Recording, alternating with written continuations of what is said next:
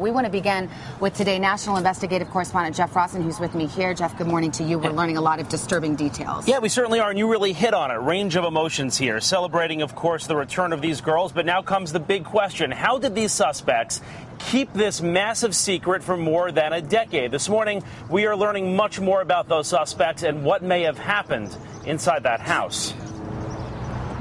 Neighbors say they noticed alarming activity years ago.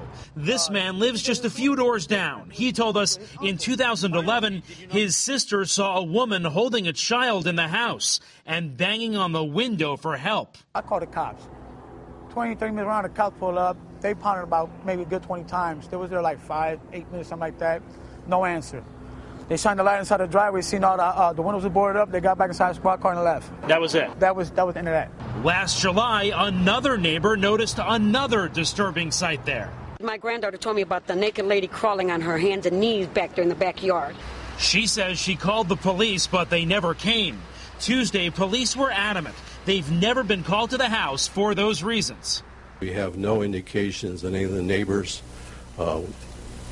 bystanders, witnesses, or anyone else has ever called regarding any information regarding activity that occurred at that house. And we're learning more about the owner of that house, suspect Ariel Castro. He was a school bus driver for the city of Cleveland. His employment records obtained by NBC News show he was cited 4 times for breaking the rules. Last November, he was fired. And there's more. In 2005, Ariel Castro's ex-wife took him to court, accusing him of violence. In this petition, she said Castro had broken her nose twice, broken her ribs, knocked out a tooth, caused a blood clot in her brain, and threatened to kill her and her daughters. The case was later dropped on a technicality. In a chilling twist, the suspect's family is close friends with the family of Gina De Jesus, the youngest victim. In fact, when Gina went missing, Ariel Castro's son, Anthony, wrote about it in the local paper, writing, "Almost everyone feels a connection with the family, and Gina's disappearance has the whole area talking." Ariel Castro's daughter had a connection, too. She was actually close friends with Gina.